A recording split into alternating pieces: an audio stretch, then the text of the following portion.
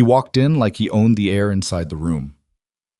It was 2:13 in the morning when Elara Voss heard the engines, three black SUVs cutting off their headlights before they even reached the curb, rolling to a stop in front of her father's restaurant with the kind of quiet that doesn't mean peace. It means intention. She was still in her apron, wiping down the last table of the night, and she felt the stillness before she saw the cars. The kind of stillness that presses against your eardrums. The kind your body understands before your mind catches up. Then the door opened, and Dante Calder stepped through it like a verdict being read aloud. He didn't raise his voice. He didn't need to. He set a single folder on the counter in front of her father, and when Martin Voss opened it and saw the number printed on the first page, his hands started shaking so badly that Elara could hear the paper rattling from across the room. Dante watched him shake. He didn't blink. He didn't soften. He just waited. The way a man waits who has never once in his adult life been told no and survived the disappointment. 24 hours, Dante said, or I take everything. If you've ever had someone make you feel like the floor was about to open beneath your feet, subscribe to this channel right now, because this story is going to take you somewhere you won't forget. Hit that like button, drop a comment with your city and country so I can see how far this story has traveled, and don't go anywhere. This is only the beginning. The restaurant was called Voss and Daughter, which had always embarrassed Elara slightly, the possessive in the name implying she was something her father owned rather than someone he'd raised. It sat on the corner of Meridian and Fifth in the kind of neighborhood that used to be something and was slowly becoming something else again. Old brick buildings with new coffee shops wedged between them, a laundromat that had been there since 1987 and didn't look like it planned to leave. Her father had opened it when Elara was 9, the year after her mother left. And for a long time, the restaurant had been the thing that held them both upright. The smell of braised short rib on a Tuesday afternoon, the sound of the exhaust fan above the stove, the particular creak of the third floorboard from the back door that her father had been meaning to fix for 11 years. Elara was 26 now, and she'd spent the last 4 of those years running the front of house while her father disappeared into the back, and she understood now with a clarity that felt like nausea into other things entirely. She hadn't known about the gambling, or she'd known the edges of it, a bad night here, a quieter than usual week there, the way her father sometimes came home with a looseness around his eyes that had nothing to do with wine. But she hadn't known the depth. She hadn't known about the men he owed or how long he'd been owing them, or that the number had grown from something manageable into something catastrophic while she was busy keeping the restaurant alive and pretending the two of them were fine. She found out the same way she found out everything about her father's life. Too late, and in front of someone else. Dante Calder stood at the counter with his hands folded in front of him and his face arranged into an expression that communicated nothing except certainty. He was tall, not in an obvious, aggressive way, but in the way that makes a room feel smaller without him doing anything to it. Dark coat, no tie. The kind of watch that doesn't advertise itself. He looked like a man who made decisions that ruined people and slept well afterward, and the worst part, the part that stuck in Elara's chest like a splinter, was that he didn't look cruel. He just looked finished, like a conversation that had already ended before the other person realized it had started. 2 men stood behind him near the door. They hadn't moved since they came in. They didn't look at anything in particular the way people who are trained to look at everything don't bother focusing on individual details. Martin Voss was 61 years old and had the face of a man who had been handsome once and still carried the memory of it without the substance. He was standing behind the counter with both hands flat on the surface, pressing down like he needed the contact, and he was looking at the folder like if he stared at it long enough the number inside it would change. Martin, Dante said. Just the name. Just that. I can get it, her father said. His voice came out wrong, too high, too thin, the voice of someone who knows they can't get it and is saying the words anyway because they don't know what else to say. Give me a week, 2 weeks. I just need 24 hours, Dante said again. Elara had been standing near the far wall with a dish towel in her hand, and her heart doing something loud and irregular in her chest. She'd been trying to calculate, trying to figure out if she should go to the back, if she should call someone. If there was a version of this situation where she did the right thing and it mattered, she came up with nothing. And then she stopped trying to calculate, and she walked to the counter and she stood next to her father and she looked at Dante Calder directly. He looked back at her. Something shifted in his expression. Not much.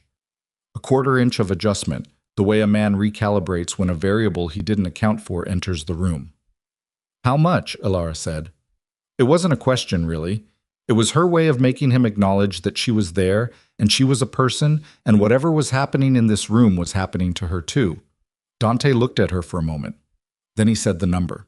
Elara had $14,000 in her savings account.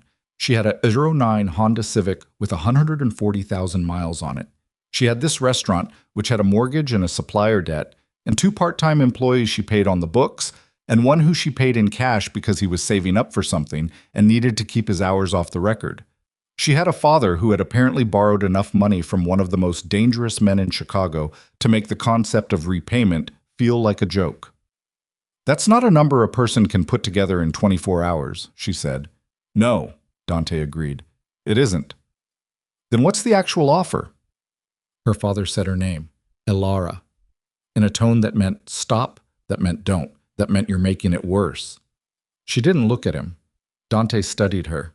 She got the sense he was running some kind of internal assessment, the same way she assessed a dining room when she walked in, counting tables, reading body language, identifying the variables that were going to require her attention. She felt like a variable. Your father worked for an associate of mine, Dante said, 6 years ago, before the restaurant. Elara felt the sentence land somewhere in the middle of her chest. She turned to look at her father.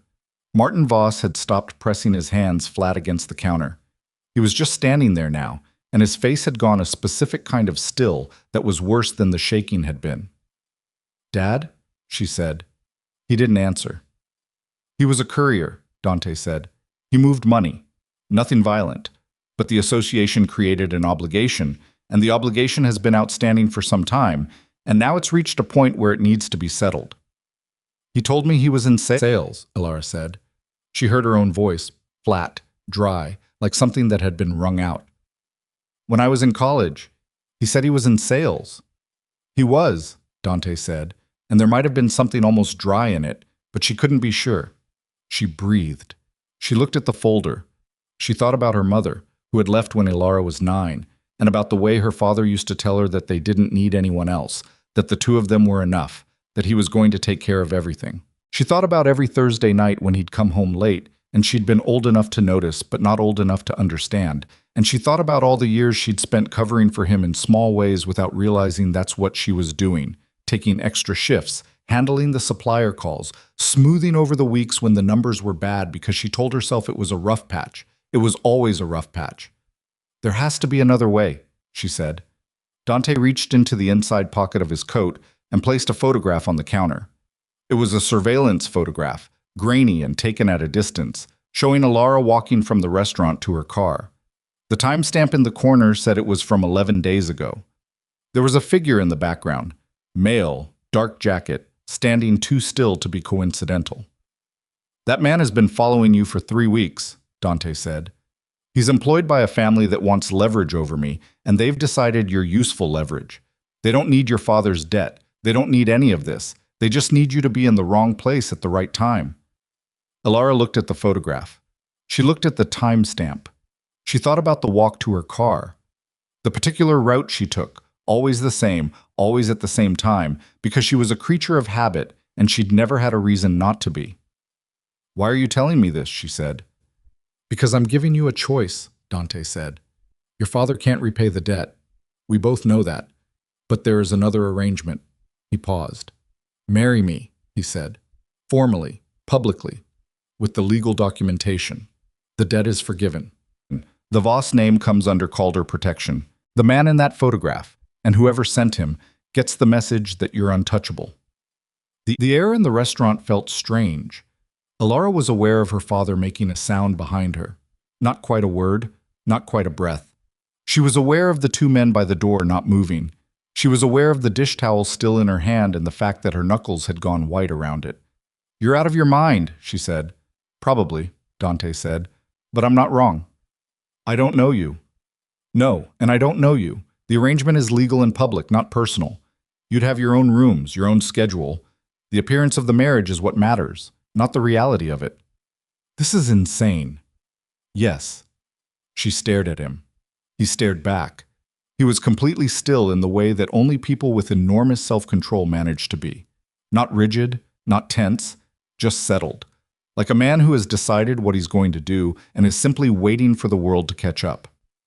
"And if I say no," she said, "then you say no.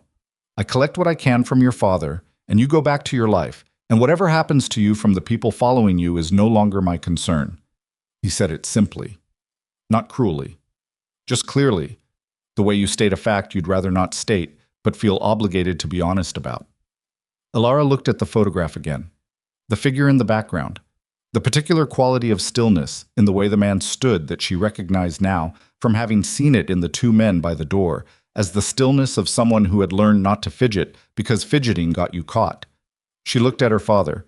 Martin Voss looked back at her with an expression she had no name for, something between guilt and relief and the particular shame of a man who has run out of options and is watching his daughter step into the space where his options used to be. She'd been stepping into that space her entire life. She just hadn't known it had a name until now. "I want it in writing," she said. "Every term. Separate residence within the estate, my own schedule. The restaurant stays in my name. If the debt is forgiven, I see documentation within 48 hours, and I can leave if I choose to, at any point." Dante regarded her. Something moved in his face. Not quite surprise. More like the recalibration she'd seen before, adjusted further. "Agreed," he said. "And I want your word that my father is left alone." "You have it." "Your word doesn't mean anything to me." "No," he said. "It wouldn't. Not yet." She put the dish down on the counter. Her hands were steadier than she'd expected. She wasn't sure if that meant she was brave or just that she was so far past her threshold for manageable fear that her body had simply stopped registering it as an option. "I'll need tonight to think," she said. "You have until 6 a.m. "That's not a night. It's what's available." She looked at him for a long moment. He didn't look away. She'd been in situations before, not like this, nothing like this, but situations where someone with more power than her expected her to blink first. She'd developed a habit of not blinking. She wasn't sure if that habit was helping her now or just making her stubborn in a direction that was going to get her killed. "Fine," she said. 6 a.m. Dante picked up the photograph from the counter and returned it to his coat pocket with the kind of efficiency that suggested he'd expected this answer. He straightened. He looked at Martin Voss once, a look that communicated something Elara couldn't fully read, but that made her father's shoulders drop 2 inches. And then he looked back at her. "Don't leave the building tonight," he said. He said it without authority, without command, just as information. And then he turned and walked back through the door, and the two men followed him, and the 3 black SUVs started their engines and moved down Meridian without their headlights coming on, until they were half a block away. Elara stood in the empty restaurant and listened to the sound of her father breathing behind her. The exhaust fan above the stove hummed. The floorboard near the back door would creak if she walked toward it. She didn't walk toward it. She turned to look at her father instead. "Sales," she said. Martin Voss sat down on the stool behind the counter with the slow, careful movement of a very old man, though he was only 61. He put his hands on his knees and he looked at the surface of the counter and he said, "Elara, how long?" "It was before you were—" "It was a long time ago. After your mother, I needed—" "How long were you working for them?" 3 years, maybe 4. I got out. I did get out. I thought I was done with it. But you kept gambling." He didn't answer. "And you borrowed from them to cover it." Still nothing. "Dad," she said it quietly, not angry. She'd gone somewhere past the place where anger lives, into a territory she didn't have good language for. "Did you know that they'd come after me?" He looked up at her then. His eyes were wet, which she'd expected, and she felt the familiar pull of it, the pull that she'd felt her entire life whenever he cried, the pull that said, "Fix this, smooth this over, take care of this." She'd been taking care of things for so long that the pull had become automatic, muscle memory, a reflex she couldn't shut off even when she wanted to. "I didn't know about the photograph," he said. "I swear to you, I didn't know anyone was watching you. But you knew the debt was going to come due." The silence was its own answer. She breathed. She turned and walked to the window and looked out at Meridian and 5th, the empty street, the laundromat sign still lit even at this hour, the old brick buildings holding steady the way they always did. She had 4 hours until 6 a.m. She spent the first of them sitting at a table by the window while her father made coffee they both needed, and neither of them drank. She spent the second one going through the restaurant's books on her laptop, not because she thought she'd find money she'd somehow missed, but because she needed something to do with her hands. She spent the third one sitting in her car in the parking lot behind the building, watching the shadows at the edge of the lot and trying to decide if any of them were the wrong kind of still. One of them was. She went back inside. At 5:47 a.m., she called the number Dante had left on the counter. She hadn't seen him leave it, but it was there. And when he answered on the second ring, she said, "I'll do it, but the terms I named stand. All of them." "All of them," Dante confirmed. "I need to tell my employees." "You have 24 hours. I need to arrange coverage for the restaurant. Arrange it. And I want to understand something." A pause. "What?" "Why me?" she said. "Of all the ways you could have handled this, why this?" The silence on the line had a quality to it. Not empty, not evasive, but careful. Like a man choosing his words with a precision that was different from the precision he used with the rest of his language. "Because someone wanted you inside my world," Dante said, "and I'd rather you came in through the front door than through whatever entrance they were planning." She sat with that for a moment. It wasn't comfort, it wasn't reassurance, but it had the strange, uncomfortable texture of honesty, and she found she could do more with honesty than she could do with reassurance. "I'll be ready at noon," she said. "I'll send a car." She hung up. She looked at the restaurant, the tables, the chairs stacked wrong because the last server never stacked them right, the floorboard that needed fixing, the framed photograph above the bar of the original awning when it was new. Her father had taken that photograph with a disposable camera the day they opened. He'd had it developed at the drugstore on Halstead and framed it himself and hung it slightly crooked and never straightened it. She was going to come back. She told herself that with the particular firmness of someone who knows that firm self-talk is the only thing standing between them and a complete loss of nerve. She was going to come back, and the restaurant was going to be there, and all she had to do right now was survive the next chapter of a story she hadn't written and hadn't chosen and couldn't yet see the end of. She went upstairs to pack. The car arrived at noon exactly. Black, no markings. Driver who introduced himself as Felix, and who held the door open and didn't speak again for the entire drive to the north side of the city. Elara sat in the back with a single bag and watched Chicago move past the window. The neighborhood she knew giving way to the neighborhood she didn't. The buildings getting larger and further apart. The hedges getting higher until they became walls, and the walls became something that could almost be called a perimeter. The estate had a gate.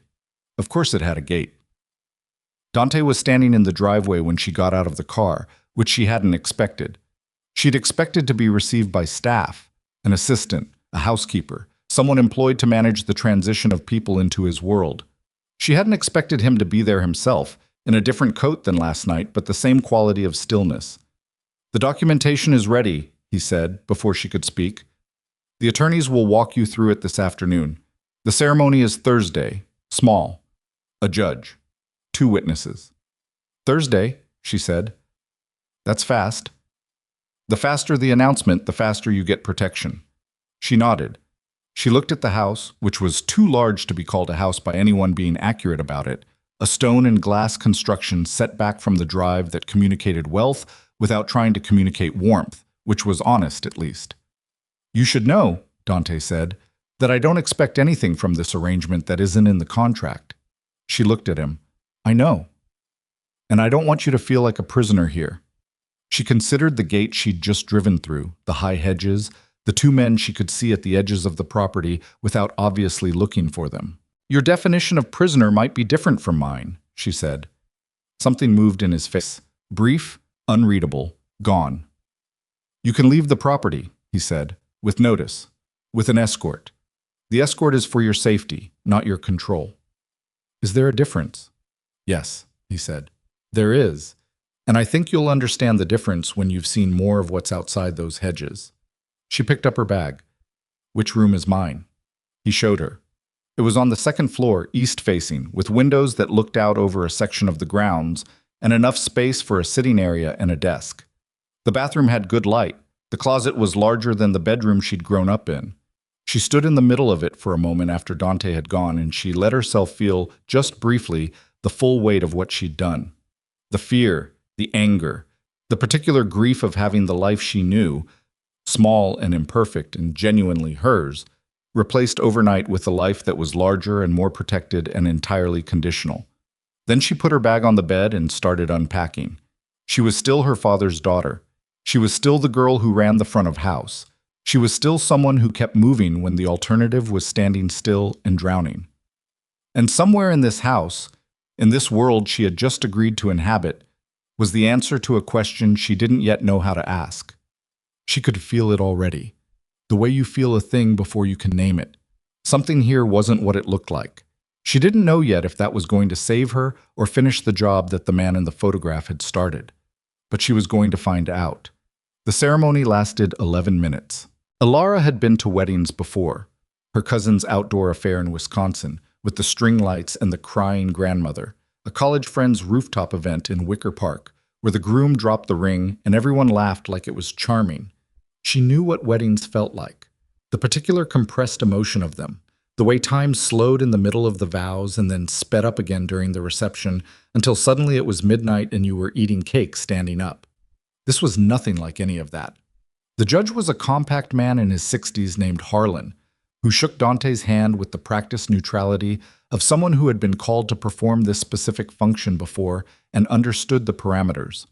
The two witnesses were Dante's attorney, a woman named Greta who wore glasses on a chain and looked at Elara once, and then at her clipboard for the remainder of the proceedings, and Felix, the driver, who stood with his hands folded and his face arranged into the expression of a man doing his job. The room was a study on the ground floor of the estate, books on 3 walls, a desk cleared of everything except a vase of white flowers that Elara suspected someone had placed there as a gesture toward occasion, and that Dante had probably not noticed. Elara wore a cream blouse and dark slacks because no one had told her to wear anything in particular, and she'd refused to ask. Dante wore what he always seemed to wear, dark, precise, nothing that required comment. They stood next to each other in front of Judge Harlan, and they said the words. Dante's voice was level and unhurried. Elara said hers clearly and without faltering, which she was proud of in a way she couldn't share with anyone in the room. When Harlan said they could sign the documentation, they both signed. When it was done, Greta collected the papers, and Felix offered a small, almost imperceptible nod, and Harlan said something about wishing them well that sounded like it came from a template. Dante looked at Elara. She looked back. "That's done," she said. "Yes." They were standing close enough that she could see the faint line of tension along his jaw. The only indication that any of this had registered for him as something other than administrative.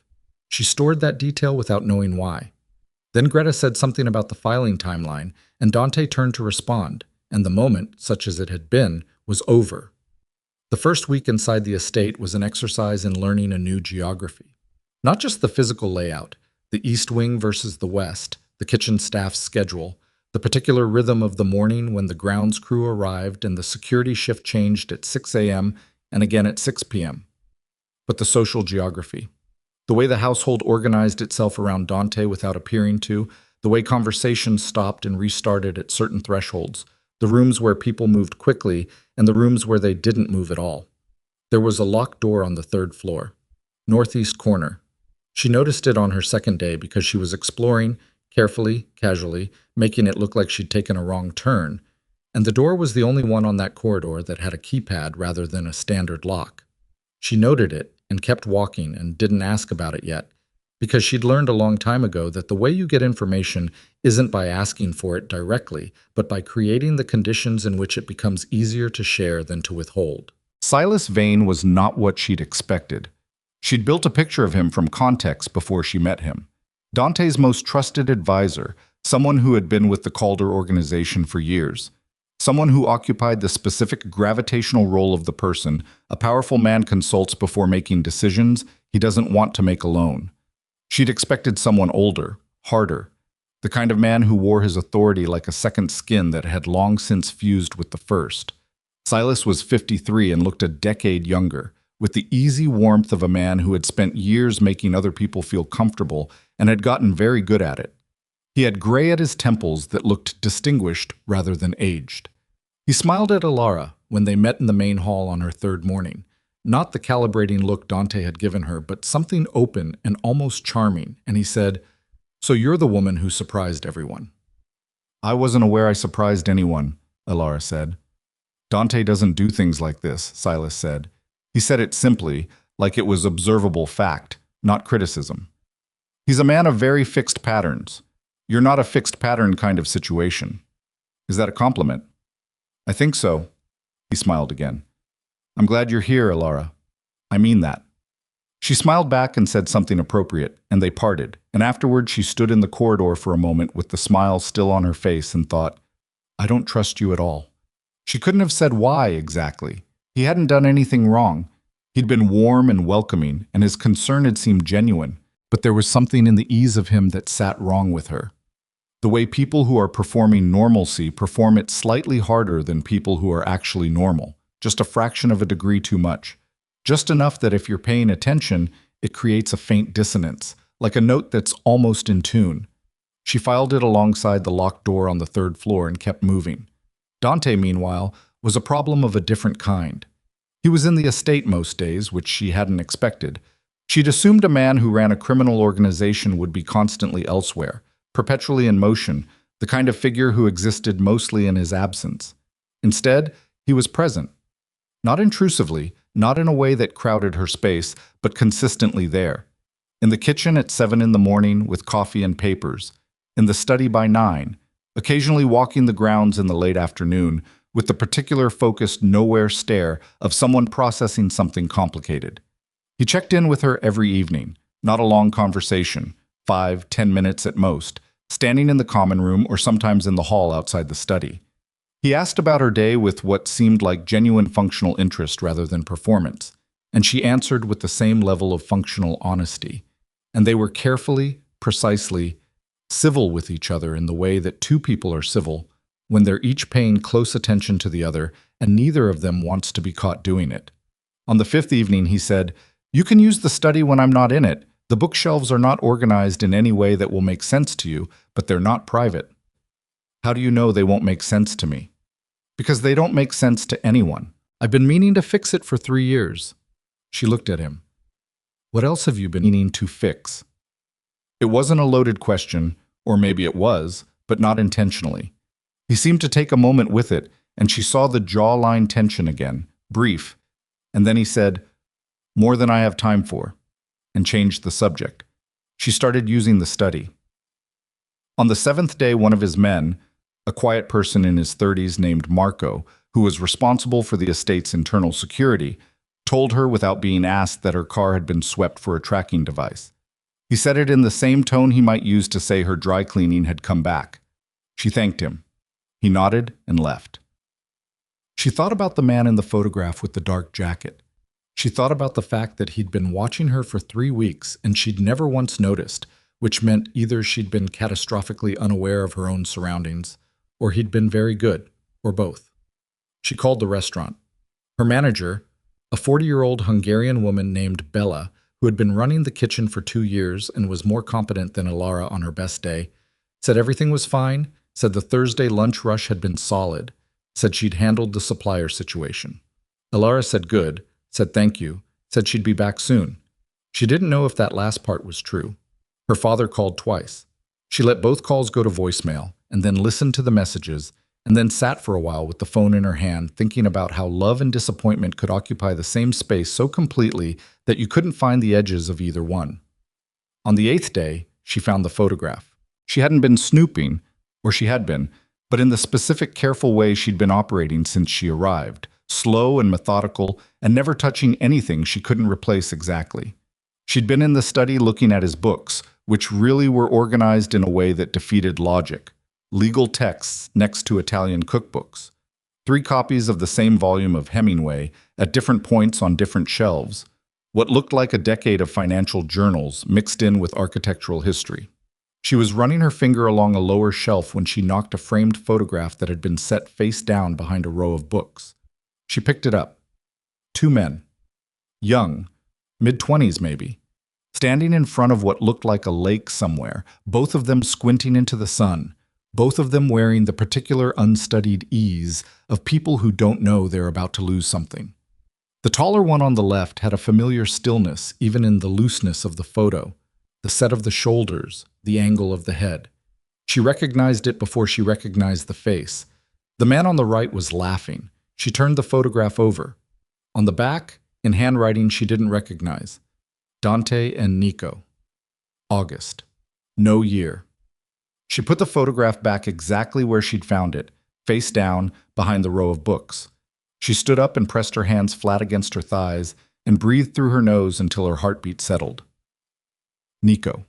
She'd heard the name once, half a sentence from Marco, corrected immediately, not elaborated on. She hadn't pushed it. She pushed it now, internally, turning it over. Dante studied a photograph every night, she'd been told in the outline of information she'd been given before she arrived. The same photograph every night. She'd assumed it was operational, a face he was looking for, a target, something practical. It wasn't operational. It was a photograph of a person who was gone. She was starting to understand that Dante Calder's life was organized entirely around an absence. The charity gala was Silas's idea, and he presented it at breakfast on the 9th morning with the manner of someone delivering good news, which immediately made Elara's neck tighten. The Hargrove Foundation event, Silas said, setting his coffee down with a precise click. Saturday evening. It's a significant occasion. City officials, press, the right faces. Dante's presence would send a message about the organization's legitimate interests. And he looked at Elara with that warm, open smile. Having Elara there as well would complete the picture quite effectively. Dante was reading something and didn't look up immediately. We'll discuss it. Of course. Silas poured himself more coffee.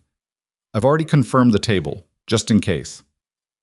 Elara watched Dante set down what he was reading and look at Silas with an expression that was absolutely neutral, in a way that she was beginning to understand meant something specific. Not agreement, not disagreement, but a kind of held stillness that was its own form of warning. I said we'll discuss it, Dante said. Of course, Silas said again, and smiled, and changed the subject. After breakfast, Dante found Elara in the garden. She'd taken to spending the mornings there because the garden was the one place on the estate where the security presence was light enough that she could breathe. And he said, You don't have to go Saturday. I know, she said, but you're considering it. She looked at him. You said the faster the public appearance, the better the protection. Yes. Then I should go. He was quiet for a moment, looking out at the garden rather than at her. There was something in the way he stood when he wasn't performing authority. Something that was less composed, not quite uncertain, but with more texture than he usually allowed himself in front of other people. Silas confirmed the table before I agreed, she said. I noticed. Is that unusual? Dante looked at her then. He's been with me a long time. He knows my schedule. That's not what I asked. Another pause. His jaw did the thing. He sometimes moves ahead of discussions. It's usually fine. Usually? She said. He looked at her for a long moment with an expression she couldn't fully read. Not irritation, not discomfort, something more careful than either.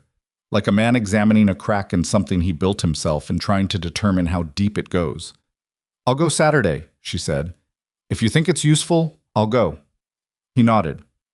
Stay close, he said, which was the most direct thing he'd said to her that wasn't about logistics, and something in the way he said it, not commanding, just quiet, made her pay attention to it differently than she paid attention to most things he said. She found the ledger 4 days before the gala. She hadn't been looking for it. She'd been in the study at 11 at night because she couldn't sleep, and the study was the room in the house that felt most like it was telling the truth about something. And she'd been sitting in the chair by the window when she noticed the seam. It was in the paneling behind the desk. Not obvious, not dramatically concealed, just a line that was slightly too regular in wood, that was meant to look aged and irregular. She pressed it out of curiosity rather than intent, and a shallow drawer released with a soft click that sounded very loud in the quiet room. The ledger was small, leather-bound. The entries were in 2 different handwriting styles, one consistent throughout, one appearing only in the final third of the book. The numbers were in a code she didn't recognize immediately, but the names weren't coded. She found her father's name on page 47. And then she found Silas Vane's name, circled in the second handwriting on pages 47, 48, and 51. Her father's name was connected to Silas's name by a series of entries that spanned 18 months. The amount started small and grew with a regularity that didn't look like gambling. It looked like a schedule, like someone who had designed a debt to reach a specific size by a specific date. She sat with the ledger for 20 minutes, reading it as carefully as she could, building the picture. Her hands were cold. The house was completely quiet around her. At some point, she became aware that she'd stopped breathing normally, and she made herself breathe, slow, in through the nose and out through the mouth, the way she'd learned to do when the restaurant was in crisis and she needed to think rather than react. Her father hadn't borrowed from Dante. He'd borrowed from Silas, and Silas had presented the debt to Dante as his own, had used it, had built on it, had engineered the marriage as a mechanism for something else entirely, something to do with Elara, something her father had that Silas wanted and that Elara was supposed to be the path toward. She didn't know yet what that something was. She put the ledger back in the drawer exactly as she'd found it, pressed the seam until it clicked closed, and sat in the chair for another few minutes in the dark. She could feel the shape of the situation reorganizing itself around her. The way a room looks different when the light source moves, the same objects suddenly casting shadows in different directions, familiar things suddenly unfamiliar. She'd come into this house believing she understood the threat.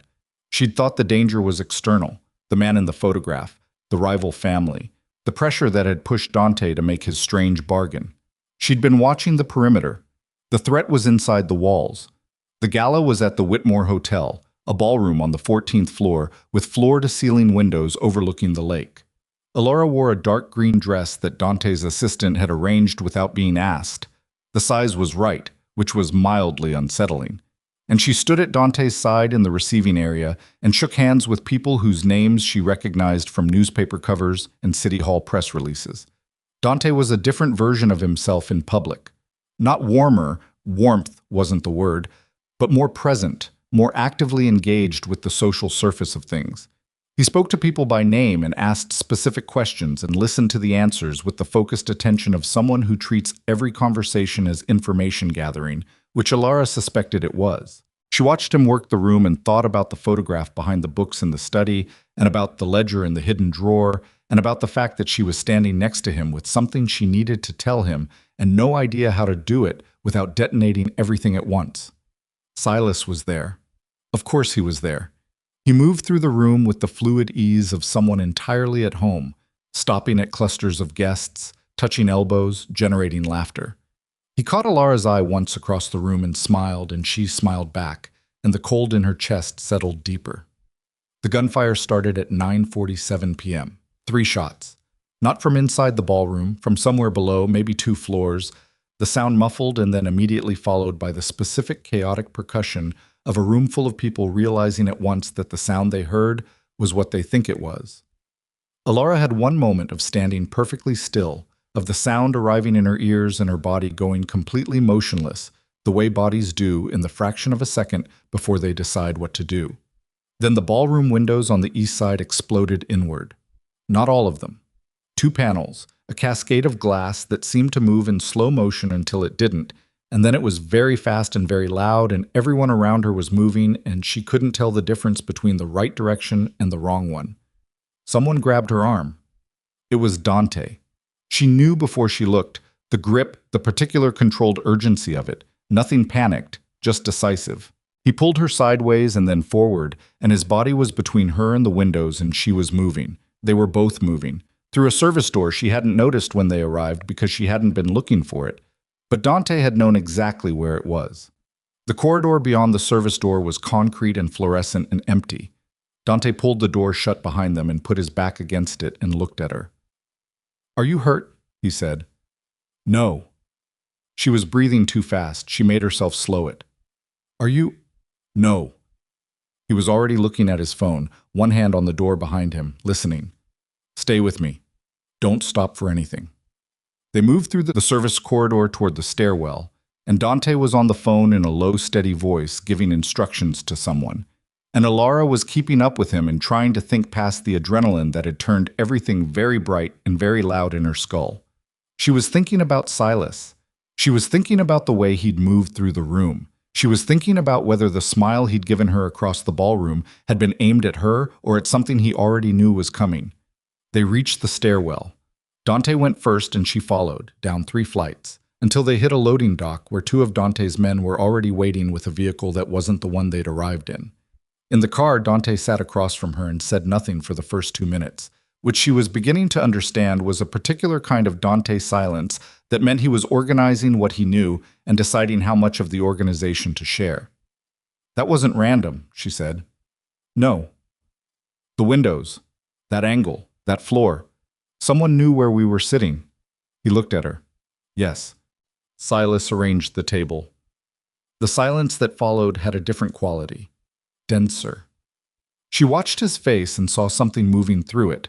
Not surprise, not quite, but the specific expression of a man confronting a shape he's been refusing to look at directly. "Elara," he said, and his voice was careful in a way it hadn't been before. "There's something else," she said. "I found—" She stopped. She looked at him.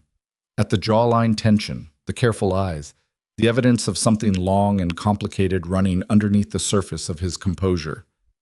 "I need to tell you something, and I need you to listen to all of it before you respond." "Tell me," he said. Told him about the ledger. Not everything. Not the names on 47 and 48 and 51. Not yet. Not until she'd read his reaction to the first part. She told him about the seam in the paneling, the hidden drawer, the handwriting in 2 different styles, the entries that looked less like a record of debt and more like a record of construction. His face did not change while she spoke, but his breathing changed, subtle, controlled, a man who has learned to keep the outside still while the inside moves. She watched the breath and she thought, he didn't know. Or he suspected and wouldn't let himself know. Which was worse, in some ways, because it meant the trust was older and deeper, and the fall from it was going to be correspondingly harder. When she finished, he was quiet for a long time. The city moved past the windows. The loading dock, the back streets, the particular middle-of-the-night emptiness of Chicago in the blocks between things. "My father's name was in that ledger," she said, "connected to Silas's, not to yours." Dante said nothing. "The debt was Silas's construction," she said, "not yours. You were told it was yours. Someone wanted me in your house, Dante, and Silas is the one who put me here. And tonight someone knew exactly where we were sitting, and "I know," Dante said. She stopped. "I know," he said again quietly.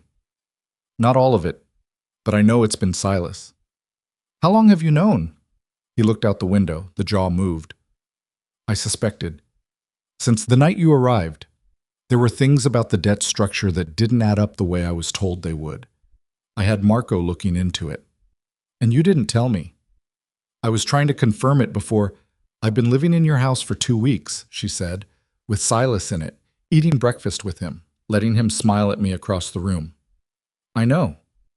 Don't tell me you know, she said, and her voice had an edge in it now that she didn't try to smooth out. Tell me what you're going to do about it.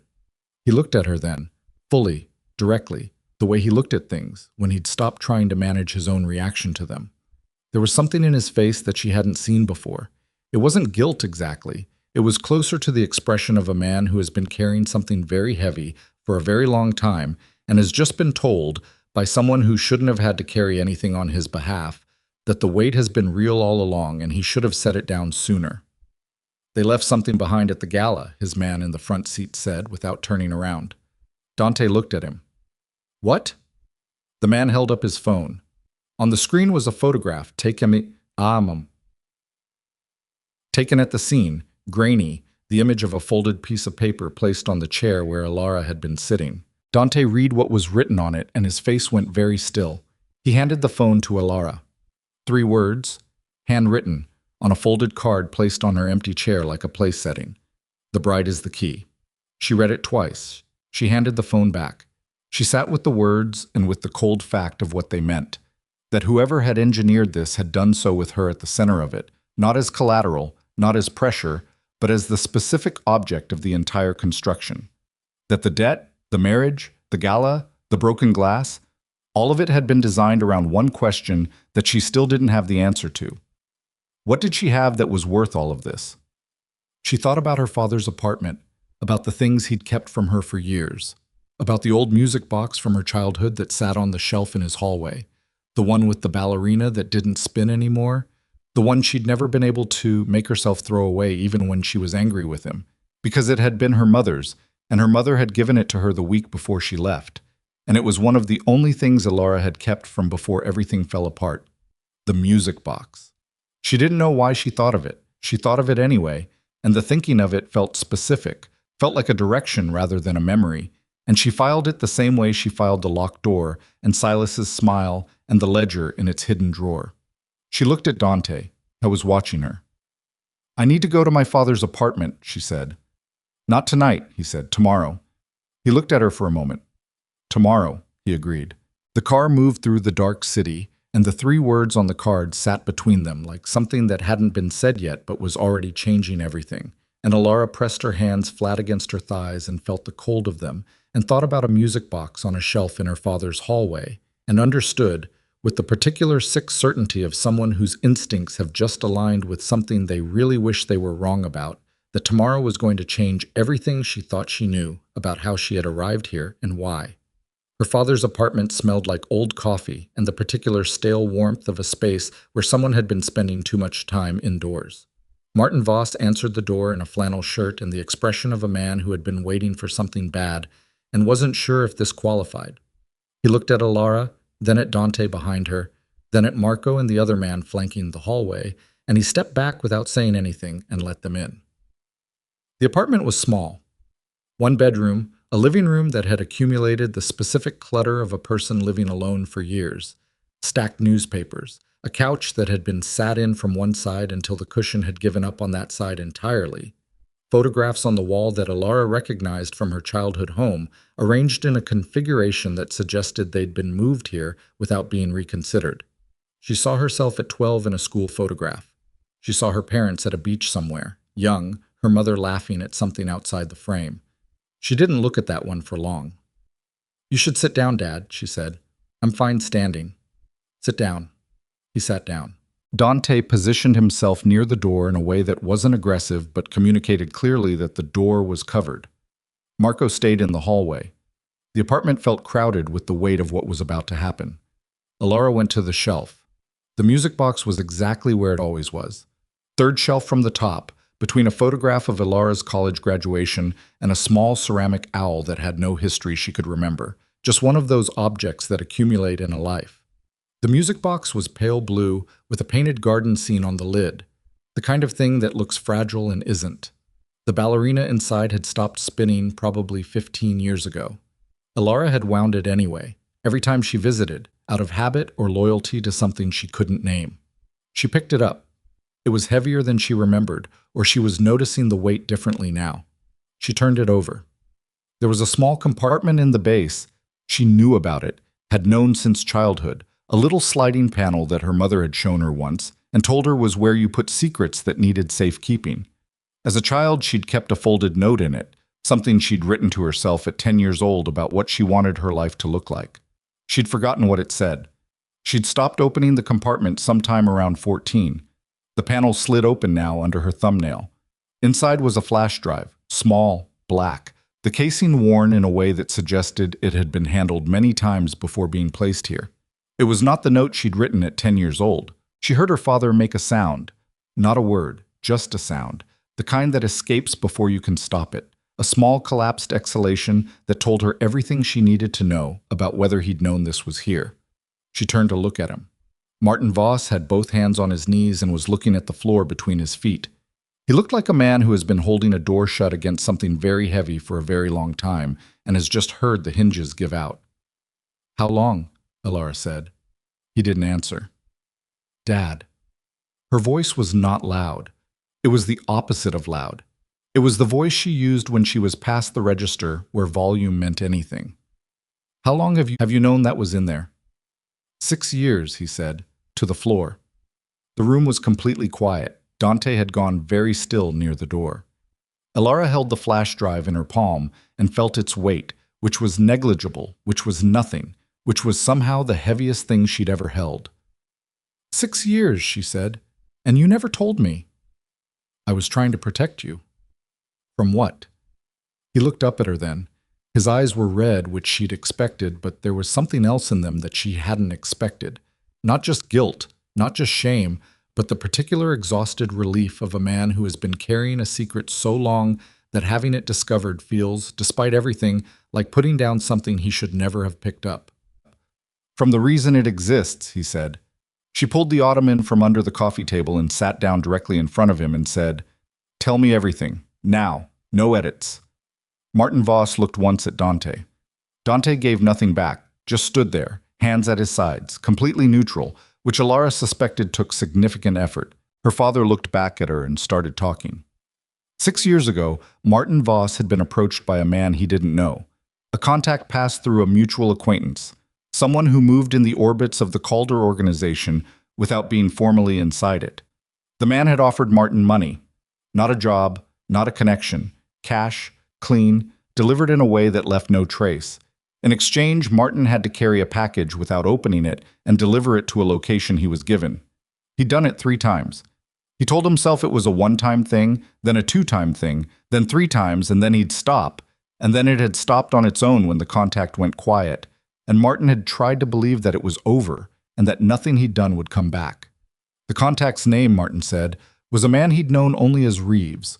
But the last package Martin had ever carried hadn't been delivered. He'd opened it. He didn't say why, just that he had, that something had felt wrong. And what was inside wasn't what he'd been told to expect. It was a drive. Documents. A record of transactions and communications and financial movements that Martin had understood enough of to know it was dangerous and not enough of to know what to do with. So he'd done the thing that frightened people do when they find something they shouldn't have, and they're not brave enough to act on it, but not stupid enough to throw it away. He'd hidden it. In the place he knew best. In his daughter's music box. In the compartment she'd stopped opening at 14. In the safest place he could think of. Which was the place where she wouldn't think to look. "You hid it in my box," Elara said. Flat. Just the words. "You hadn't touched it in years. I thought, you hid it in my box, and you let me visit you for 6 years. And you watched me wind that ballerina, and you never said a word. I was going to destroy it. I kept meaning to. But you didn't. No. Because you knew it was worth something." He didn't answer that one. He didn't need to. Elara stood up and stepped back and pressed her hand to her mouth for a moment. Not because she was going to cry, but because she needed something physical to do with the feeling that was moving through her, which was too large and too complicated to have a single name. It was anger and grief, and the particular sick recognition of a pattern she'd been living inside without being able to see the shape of it. The way her father had always been someone who kept things in compartments, who told her partial truths with the confidence of a man who believed the partial truth was the same as protecting her. She'd been the compartment. She'd been the place he put the thing he was afraid of because she felt like the safest place he knew. She lowered her hand. She looked at Dante. "Have you seen what's on it?" "Not yet," Dante said. He was watching her with the focused attention of someone who is both gathering information and paying the kind of attention that has nothing to do with information. "Can you read it here?" "Marco has a laptop in the car." She looked at her father. "I need you to stay in this apartment until we've seen what's on this and understood it. Don't call anyone. Don't contact anyone. Do you understand me?" Martin Voss looked at her with the expression of a man who expected to be punished and had found that the not punishment was somehow harder to bear. "Elara, sir, do you understand me?" "Yes," he said quietly. She walked out of the apartment with the drive in her hand. Marco had the laptop open on the hood of the car, which was parked in the narrow lot behind the building in the gray early morning. His breath made small clouds in the air. He took the drive without comment and inserted it and ran a scan before opening anything, which took 4 minutes that felt like considerably longer. Then the files opened. There were 43 documents and 2 video files. Elara stood to Marco's left and Dante stood to his right, and they read in silence, Marco scrolling at a pace calibrated to both of them, no one asking him to slow down or speed up because the reading itself was doing something to the air between them. The documents were financial, transaction records spanning nearly 2 decades, accounts routed through 4 different countries, amounts that moved in patterns Elara couldn't have decoded on her own, but that Dante was clearly reading with the recognition of someone seeing something he'd suspected and hoped he was wrong about. His breathing changed again. that controlled shift she'd learned to read in the 2 weeks she'd been sharing space with him. She watched the breath and she kept reading. The name appeared on the 11th document, Silas Vane. Not in code, not in abbreviation, fully spelled, attached to a series of transactions that ran parallel to the Calder organization's legitimate accounts and occasionally intersected with them in ways that were designed to look like standard internal movement and were, she was beginning to understand, anything but. "He's been running a second ledger," Dante said. His voice was completely even, which she was learning meant something different than calm. "For how long?" she said. 17 years based on the early entries. Marco pointed to a date in the upper corner of the 3rd document. Dante looked at it, and something happened in his face, a brief, almost invisible contraction, like a man taking a punch he saw coming but couldn't get out of the way of. 17 years. Dante had been 21 or 22 when the earliest entries appeared. He would have been new to the organization, young enough to be shaped by whoever had the patience and the skill to shape him, and Silas had been there. Silas had been there at the beginning, at the place where the foundation was being laid, and he had been building a second foundation underneath it the entire time. Then Dante opened the first video file. It was grainy, the recording quality of something captured on a security system rather than intended footage. An interior room, a warehouse or large storage space, the exact location indeterminate, but the lighting and the industrial quality of the walls suggesting somewhere operational rather than residential. 2 men in the frame. One of them was standing with his back partially to the camera. The other was seated. The seated man was young, mid-20s, dark-haired, with the set of the shoulders that Elara recognized with a lurch of her stomach, because she'd seen it in a photograph lying face down behind books in a study. She looked at Dante. He was looking at the screen and his face had stopped doing anything at all. Not the controlled neutrality of someone managing their expression, but the complete cessation of expression of someone who has moved somewhere beyond where expression lives. The man standing said something to the seated man.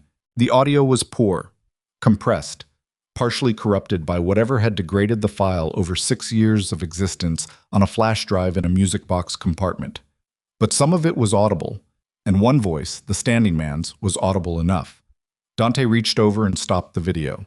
He stood with his hand on the laptop, and he did not move for a period of time that lasted somewhere between 15 seconds and a very long time, during which Elara breathed and Marco looked at a point on the car hood and did not look up. "Silas," Elara said. Not a question. "The man standing," Dante said. "Yes." "And the other one?" "Nico." He said it without any particular inflection, the way you say a word when the word has had all the weight pressed out of it by overuse and grief, and 15 years of carrying it around, and you've reached the point where the only way to keep saying it is to say it like it's just a word. She didn't say anything. There was nothing to say that wouldn't be wrong. "Silas told me it was the Ferrante family," Dante said. "Rival organization. Said Nico got caught in a supply dispute. I spent 3 years going after the Ferrante family on that basis." He paused. 3 years. "The file proves it was Silas," Marco said.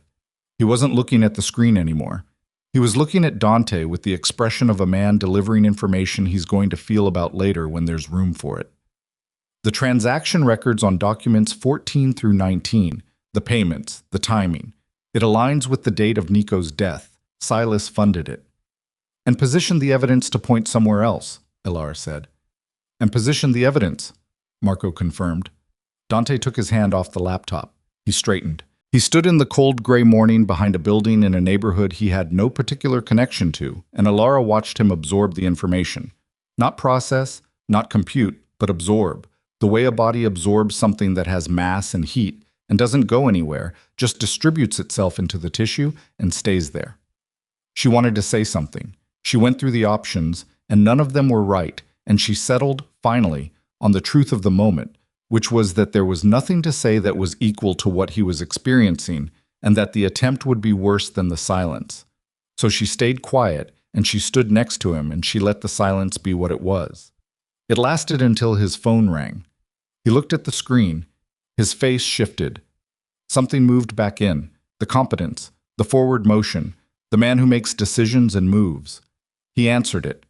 She watched his face during the call. 30 seconds, maybe 40. He said 3 words. How many? When? And don't move. And then he ended the call and looked at Marco. The safe houses, he said. Silas's men, all three of the north side locations. Marco was already on his own phone. He moved while we were here, Dante said. Not to anyone specifically, just the fact of it, placed in the air. The accounts, Marco said, phone to his ear. He was listening to something. His face changed. Dante, the accounts are… He listened another second. Frozen. External order came through the same channel we use for the legitimate holdings. Dante looked at Elara. She saw it land in him, the full shape of it, the entire architecture of what Silas had constructed. Not just the betrayal of 15 years ago, but the ongoing machinery of it, the second ledger, the manufactured debt, the marriage as a mechanism, and now this, the accounts, the safe houses. A man who had spent 17 years building a second empire inside the first one and had now decided the construction phase was complete. He's taking over, Elara said. He's been taking over, Dante said. We're just seeing the last move. Marco said something low and urgent into his phone and stepped away from the car. Dante reached past him and took the flash drive from the laptop and put it in his coat pocket, and the gesture had the quality of someone securing the one thing that still had value. His phone buzzed again. He read the message. Something in his face went past neutral into a territory she didn't have a name for. What? She said. He held the phone out to her. The message was from a number she didn't recognize. 5 words. We have your father. Come alone. She read it twice. She thought about Martin Voss sitting in his apartment on the flannel-covered couch, having been told to stay and not contact anyone, having agreed with the expression of a man who believed the instruction was protection. She thought about the back exit of the apartment building, and about how long they'd been standing in the lot, and about how easy it would have been for someone who had been watching the building, someone who had known they were going there because they had the resources to know where Dante Calder was at all times, and had had those resources for 17 years, to move in the moment they'd moved out. He's bait, she said. Her voice was steady. She made it steady. He's not the target. He's how they get you there alone. I know, Dante said. You can't go alone. I know. Then what? Silas needs me to come to him, Dante said. If I don't come, your father… He stopped. He looked at her with the expression of a man who is about to say something he doesn't want to say to a person he doesn't want to say it to. Silas knows I know about Nico now. He knew we'd find the drive eventually. I think that was part of the design. Getting me emotional, getting me to move before I was ready. He wants me to come in hot and alone and make it clean for him. So don't, she said. It's not that simple. It is that simple. You don't walk into the trap. You find another way. There isn't another way if your father… There is always another way, she said. And she said it with the full weight of 26 years of being the person in her own life who found another way when the obvious way was closed.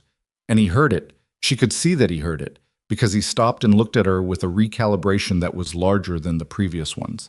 Marco came back to the car. His face was tighter than she'd seen it before. 8 of the 12 primary soldiers have stopped checking in. Either they've gone to Silas or they're being held somewhere. I can't confirm which. Who have we got? Dante said. Reliable? 4. Maybe 5.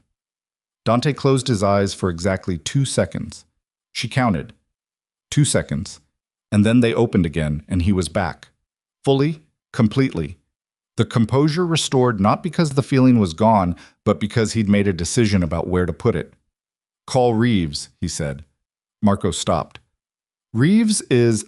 I know what Reeves is. Call him anyway. Elara said, Reeves. She said it because the name had appeared in her father's account 20 minutes ago. The contact who had originally approached Martin, the name her father had given her in the apartment. Dante looked at her. My father named that contact, she said slowly. 6 years ago, the man who paid him to carry packages. He called him Reeves. Dante's jaw set in a way she'd seen before, but not like this. Reeves has been an independent broker for 15 years. He works for whoever pays him. We've used him 3 times for sensitive communications. And Silas knows you use him. The silence confirmed it. Silas owns your communication channel, she said. If you call Reeves to coordinate a response, Silas hears it before the call is done. Marco was looking at Dante with the particular expression of someone who has just watched a wall they believed in turn transparent.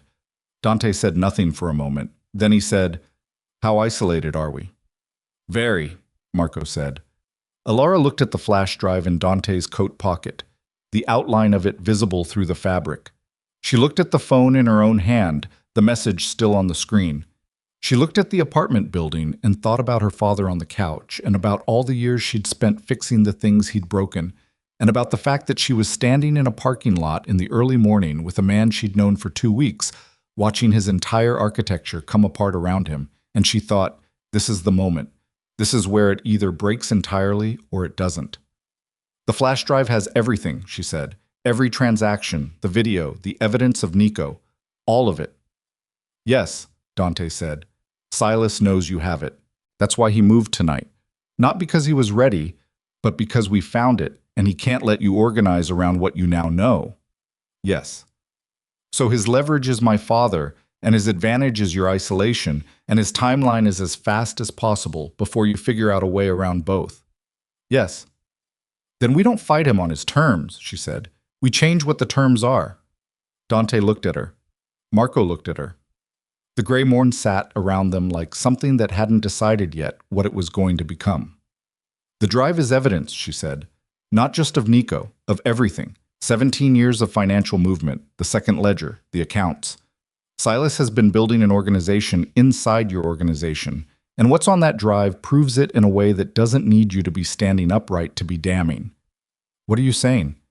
"I'm saying that right now the only people who know what's on that drive are us, which means Silas still has a version of reality in which this can be contained, in which he moves against you, takes control, and the flash drive becomes a problem he finds and destroys." She looked at him. He was fully listening, and she knew it, and she kept going. "But if the information is already out, already in the hands of people he can't reach, then it doesn't matter what he does to you or to me or to my father. The evidence exists independent of whether we do." "You want to broadcast it," Dante said. "I want to remove his ability to contain it," she said, "before he does anything else. Before he uses my father to pull you into a room where you're alone and he has 12 men and you have 4. Marco said, "The Calder network. If we push it to the full distribution channel, every active soldier gets it simultaneously, including the 8 who went quiet. They'd see everything." "Silas's people see it too," Dante said. "Yes," Marco said. "But there's a difference between following a man you believe is in control and following a man everyone just watched get exposed." Dante looked at the drive outline in his coat pocket. He looked at Elara. She could see him weighing it, not just the tactical calculation, but the other thing underneath it. The thing that was older and heavier, the thing that had a name she wasn't going to say out loud in a parking lot at 6 in the morning.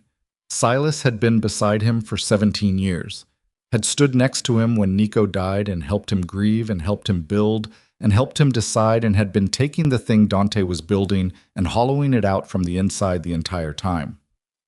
"He also needs to answer for Nico," Dante said quietly. "Then let the evidence answer for him," she said. "To everyone." He looked at her for a long moment. Then he took the drive out of his pocket and held it out to Marco. "Full distribution," he said. "Every channel. Now." Marco took it and turned to the laptop and started working, and the gray morning held them all still for a moment, and Elara thought, it's done. The first part of it, the decision, the point from which there is no going back. Because once those files move through every channel in the Calder network, the version of the world in which this could be quiet and contained will cease to exist entirely. Then her phone lit up again. Same unknown number. This time it wasn't a message. It was a photograph. Her father, seated. Behind him, a window with a distinctive view. The river, the particular curve of it she recognized. The warehouse district she'd driven past 100 times going north on the expressway. And standing behind her father, one hand on his shoulder, was not one of Silas's men. It was Silas himself. He was looking directly at the camera with the expression she had seen across a ballroom, open, warm, the ease of a man completely at home, and below the photograph was a single line of text that said, "I've been waiting for this moment for a very long time, Elara.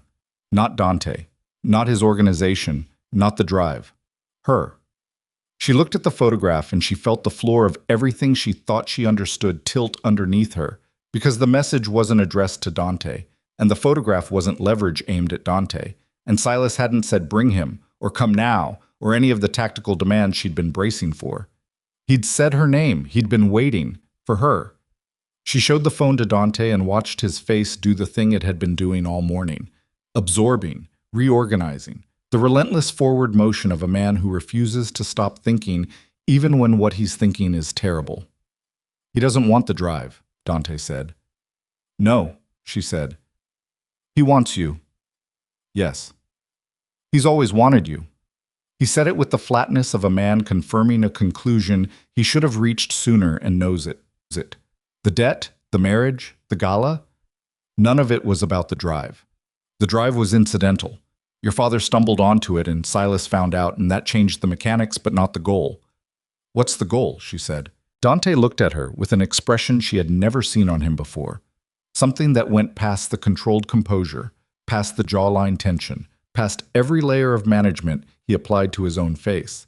Something that looked like the beginning of a very specific kind of fear that had nothing to do with his own safety.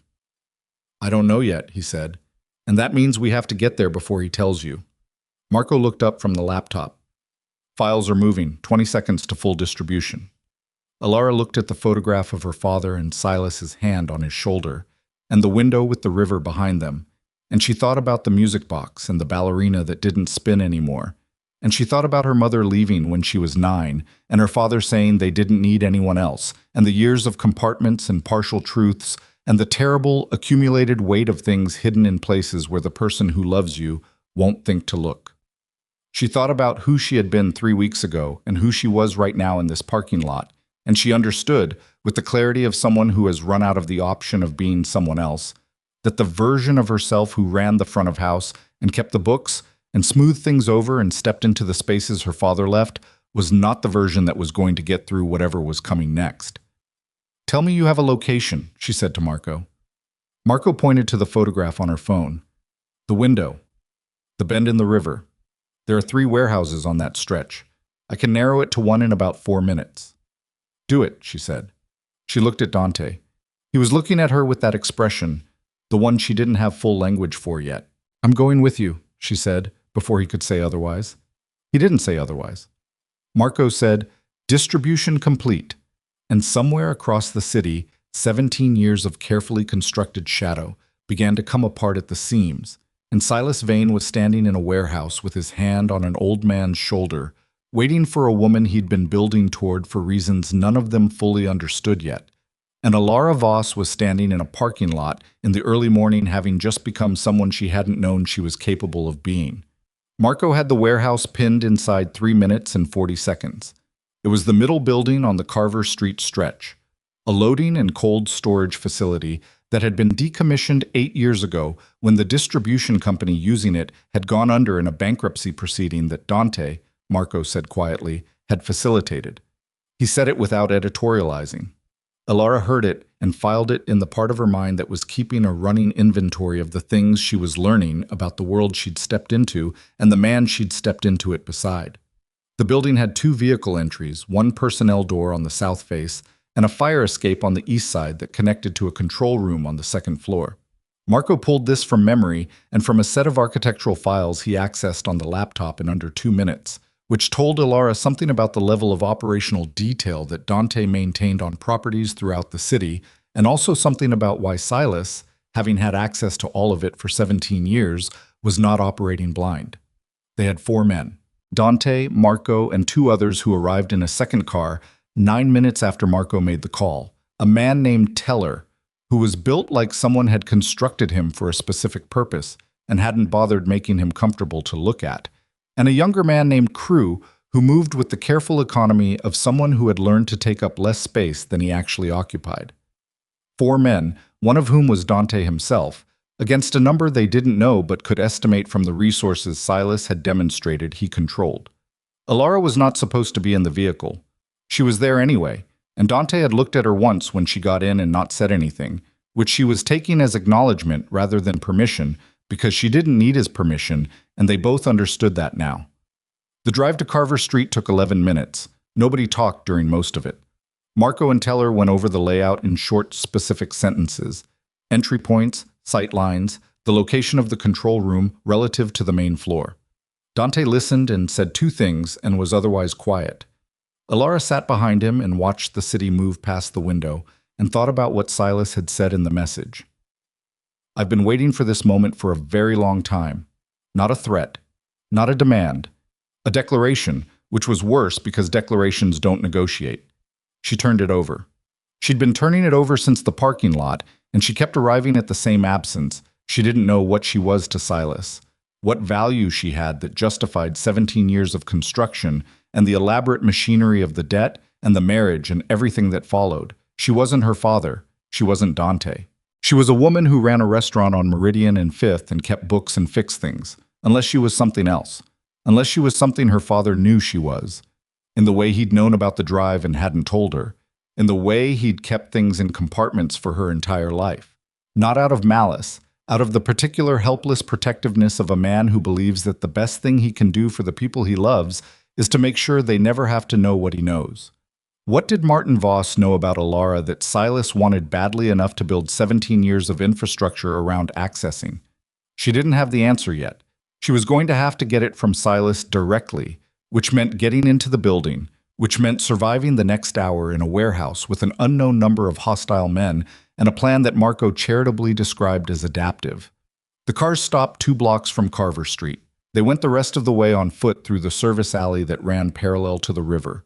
Cold, narrow, the smell of water and rust and old concrete, the particular quality of pre-dawn urban silence, where the city is not asleep but is breathing differently than it does in daylight. Elara wore flat shoes she'd put on that morning because she'd been in the estate and hadn't expected to be here, which was either fortunate or irrelevant depending on how the next hour went. Dante moved ahead of her. She stayed close to Marco, who stayed close to the wall, and Teller and crew flanked the rear, and they moved through the alley with the compressed economy of people who were very aware that each step was burning time they didn't have, while Silas sat in the middle building waiting for something that was not going to be what he expected. At the corner of the alley where it met the rear of the Carver Street properties, Dante stopped and turned back. He looked at Marco and said, "Fire escape, control room. You know what to do when you get there." Marco nodded and peeled left without another word, crew behind him. Teller positioned himself at the alley corner and went still. Dante turned to Elara. "The south door," he said quietly. "I go in first, you—" "I'm going in with you, Elara. He sent the message to my phone. He wants me there. Which means, if I'm not there, you lose the only variable he doesn't have a plan for." He looked at her. She looked back. In the dark of the alley, with the river smell around them and the cold pressing against every exposed surface, she could see his face clearly, the jaw, the eyes, the specific quality of attention he gave her that was different from the attention he gave everything else. And she didn't have time to think about what that difference meant, so she didn't. "Stay behind me until I say otherwise," he said. "Agreed. If it goes wrong, it's not going to go wrong. If it does, then we deal with it when it does," she said. "Let's go." He turned and moved to the south door, and she followed. The door was unlocked, which was the first thing that was wrong. Not in the sense that it was a problem, but in the sense that it was a statement. Silas had left it open because he wanted them to come in. He'd arranged this the way he'd arranged everything, in advance, with patience, in the particular way of a man who believes he controls all the variables and is presenting you with the illusion of entry while actually delivering you to an arrival he designed. The interior of the warehouse was large and cold, and lit from above by industrial fluorescents that had enough gaps in them to create patches of deep shadow between the lit areas. The main floor was mostly empty, old shelving units pushed to the walls, the concrete floor tracked with the marks of equipment that was no longer there. The air smelled of cold metal and something chemical underneath it, cleaning compound or industrial solvent, the ghost of whatever the space had been used for before it became this. They were 12 feet inside the door before the man stepped out of the shadow to their left. Elara felt rather than heard Dante shift, a small controlled movement that put him half a step in front of her without making the movement look defensive. The man who stepped out was not Silas. He was one of the 8 who had gone quiet that morning. She could tell from the way Dante's posture registered him, a brief adjustment, the specific quality of encountering someone you know from a context that no longer applies. The man had a gun at his side, not raised, just present. "He said to bring you to the floor," the man said. He was looking at Dante, not at Elara. I know the floor, Dante said. He said to bring you. Tell him we're coming. The man looked at him for a moment, then looked at Elara, then turned and walked further into the building. Dante followed, and Elara stayed half a step behind his right shoulder, which was where she'd determined she could see the most and be seen the least. They walked through the main floor and through a passage between two banks of shelving and out into a larger open area near the center of the building, and that was where Silas was. I was standing in the lit center of the space with the ease of a man in his own home. To his left, Martin Voss sat in a metal chair, with his hands zip-tied in front of him and his face carrying the specific expression of a man who has had a very long night and has run out of the energy required to be frightened and has settled into a kind of gray, exhausted endurance. He looked at Elara when she came through the passage, and something moved in his face. Relief and guilt, in the proportion she'd come to expect from him, the relief slightly larger, which she thought about and then stopped thinking about because she needed to focus. 6 men in the space, 2 flanking Silas, 2 near her father, 2 more at positions she identified in her peripheral vision without directly looking at them. South corner, east wall, near a second passage. Silas looked at Elara first, then at Dante. I expected you sooner, Silas said. His voice was exactly what it had been at breakfast. Warm, conversational, the voice of a man who is comfortable wherever he is. It was more disturbing here than it had been over coffee. The drive took longer than I thought. You knew we'd find it, Dante said. Eventually, I was hoping for more time. He said it without particular regret. But here we are. Dante said, Nico. The name landed in the space. Silas absorbed it without visible reaction. The particular non-reaction of someone who has rehearsed for the moment and decided in advance what they were going to do with it. That was a long time ago, Silas said. Answer me. Dante! Silas said his name the way a man says the name of someone he has known since they were young and is tired of fighting with. You were 22. You were going to take the organization somewhere it couldn't survive. Nico was encouraging you. I made a decision. You murdered my brother. I protected the organization, which is what I have spent every year since doing, and the organization thrived. You know it thrived. The air in the warehouse had a specific quality, the kind of tension that has mass, that you can feel against your skin. Elara was breathing carefully, short and controlled, watching the 6 men at their positions, and watching Silas and watching Dante's back, the particular set of his shoulders, the information being communicated by the way he was holding himself right now. She was also watching her father.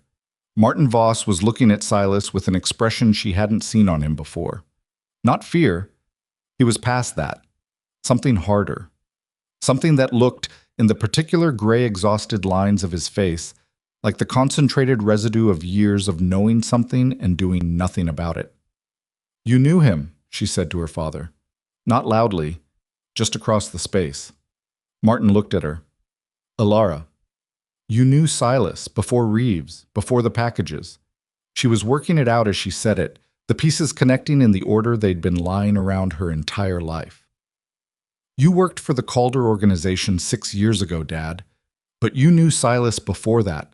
How long before? Her father's hands were moving against the zip ties, not trying to get free, just moving, the restless hands of a man whose body is trying to do something while his mind is stuck. Silas said pleasantly, You're very quick, Elara. Your mother said the same thing. The floor dropped out of the room. She turned to look at him. Silas was watching her with the expression she'd been misreading since she met him. Not warmth, not the performance of warmth, but the specific attention of someone who has known who you are for a very long time and has been deciding how much of that knowledge to reveal. You knew my mother, she said. Claire Voss, Silas said. Claire Marchetti, when I first met her, before your father. He paused. She was one of the most capable people I've ever encountered. She understood financial systems the way other people understand language, intuitively, without effort. She could read a ledger and tell you where the money actually went, not where it was reported to go. Elara felt something moving through her that she couldn't name, not quite shock, because she'd been building toward a revelation of some kind for the last hour, but the specific quality of discovering that the shape of the thing was entirely different from what she'd been preparing for. She left when I was 9, Elara said. She left because she found my ledger, Silas said. Not the one your father eventually found, the earlier one. She was helping Martin with some account work. Your father was doing legitimate bookkeeping for a hospitality group I had an interest in, and she found the second set of records. She understood immediately what they meant. He said it with something that was almost admiration. She was going to take them to federal authorities. I gave her a choice instead. You made her leave, Elara said. I gave her a choice, he repeated. Leave. Take nothing. Tell no one. In exchange, I left your father alive and I left you alone. He paused. She took the choice. She was very practical, your mother, when it came to the things she loved. Elara stood in the cold warehouse with this information moving through her like water through a cracked foundation. Not flooding, not dramatic, just finding every gap and filling it, explaining every absence, every silence, every compartment. Her mother hadn't left because she didn't love them. She'd left because she did. Behind Silas, Dante was very still. She could feel him containing something massive, the Nico information, the 17 years, and now this layer underneath it, and she knew without looking at him directly that he was holding himself together with the specific discipline of a man who has decided that the time for falling apart is later, and that later hasn't arrived yet. What do you want from me? Elara said. Her voice came out steady. She was surprised by that. What your mother took with her when she left, Silas said. She didn't take the ledger. I had that recovered. But she took something else, something she'd already memorized from the records, a specific set of account numbers and transaction codes, the access credentials for the original Calder financial architecture, the real architecture, before I restructured it. With those codes, any competent financial investigator could reconstruct the full 17 years of movement. He looked at her. She gave them to someone, before she disappeared. We've never been able to confirm who, but she had one person she trusted completely. Elara understood. She gave them to me, she said. You think she gave them to me? I think she hid them somewhere you'd carry with you, Silas said. In something you wouldn't think to look in until you were old enough to understand what you were looking at. I think she was very patient about it. Elara thought about the music box, the compartment she'd stopped opening at 14, the flash drive that had been placed there by her father 6 years ago. Placed there because he knew she had stopped opening it, because he needed a hiding place she wouldn't accidentally find. But before that, before her father put anything in it, the music box had been her mother's. Her mother had given it to her the week before she left. She thought about the note she'd written to herself at 10 years old, the note she'd put in the compartment because her mother had told her that was where you put secrets that needed safekeeping. She'd opened the compartment regularly until she was 14, and then she'd stopped, and she'd never thought about what was in it after that because she knew it was just the note she'd written. She had never actually taken the note out and looked at it again. She'd just known it was there. A note in a 10-year-old's handwriting, or something that looked like it. Silas said, I'll need you to think very carefully about what your mother might have given you to keep. There's nothing, Elara said, flat, immediate. Elara. His voice shifted, just fractionally, the warmth thinning at the edges. I've waited 17 years. I have your father. And Dante's accounts are frozen, and his organization is divided, and his 4 remaining loyal men are significantly outnumbered by mine. I am in a very patient position. Then be patient, she said. Something moved in Silas's face. The warmth went further, and underneath it was something colder and more angular, the actual shape of the man that the warmth had been sitting on top of for the entire time she'd known him. The man by the east wall moved. Dante moved at the same instant. She felt it rather than saw it, the sudden compression of the air to her left as he stepped forward, and then everything was moving at once. The man from the east wall had a gun coming up, and Dante was already inside the distance where the gun was useful, his hand on the man's wrist, the gun discharging into the ceiling with a sound that was enormous in the enclosed space and that set off a chain of motion around the room like a stone dropped in water. Elara dropped to her left and moved toward her father. She did it without deciding to. Her body made the decision, and she followed it, low and fast across the concrete, closing the 20 feet between them, while the room erupted around her. The 2 men near her father turned toward the louder threat, which was Dante, which was the right calculation from their perspective and the wrong one from hers. She hit the back of her father's chair and went around it, and she had the zip tie in both hands before she fully understood what she was planning to do with it. The tie was plastic, standard, the kind with the mechanism on one side. She found the mechanism by feel, and she pressed her thumbnail into it the way she'd read somewhere, sometime. A half-remembered piece of information from a half-remembered article that was now the most useful thing she'd ever accidentally learned. And the tie didn't release. She pressed harder, her thumbnail bending back against the pressure, pain shooting up into her wrist, and then it gave and her father's hands came free. "Get up," she said into his ear. "Don't look at anything. Just get up and move to the wall." He was already moving. Whatever else Martin Voss was, he was not a man who needed to be told twice to move toward safety. The gunshot had done something to the room's architecture. Two of Silas's men were on Dante. One he'd already neutralized, the other grappling in the way that was more controlled than it looked. Teller had come through the south entrance behind them. She hadn't seen him come in, but she heard him now, and the two men from the south corner wheeled toward the new entry point. That left one man between her and Silas. Silas was not moving. He stood in the lit center of the space with his hands at his sides and watched the room come apart around him with the expression of a man recalculating rather than panicking, which was the most dangerous thing about him. She looked at him across the 12 feet between them. He looked back at her. "The note in the music box," he said, conversationally, as though the room was not full of violence. "That's where she put it." "There's no note," Elara said. "There is. You just haven't looked at it since you were 10. He tilted his head. "How would you know what it says?" She didn't answer. He was right, and they both knew he was right, and the knowing of it sat in her chest like something with teeth. The man between her and Silas started to turn toward the sound of Teller at the south entrance. Elara moved. She wasn't trained for this. She had no business doing what she was doing, and every cell in her body knew it. But she covered the distance between herself and Silas in the seconds the turning man's attention was divided, and she got within arm's reach of Silas, and she did the only thing she had. She got her hands on his coat and used the momentum she'd built to push rather than hit, off balance, inefficient, exactly as amateur as it was, and Silas stumbled backward into the shelving unit behind him, and the metal rang and he went down to one knee. It was enough. "Dante," she said, loud enough to carry.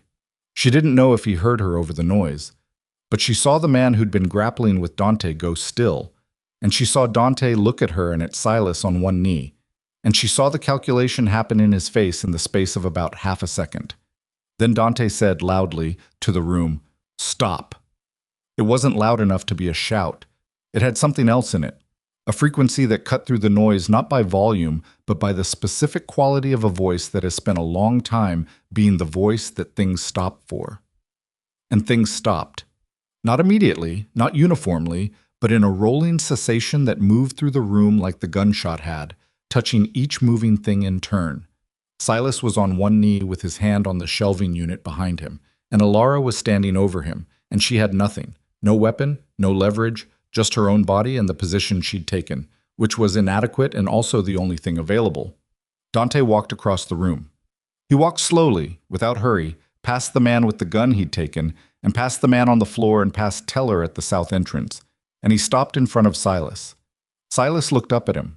Something moved across his face. Not fear, something older and more complicated than fear. The expression of a man who has spent 17 years knowing this moment was eventually going to arrive. "I built everything you have," Silas said. "I know," Dante said.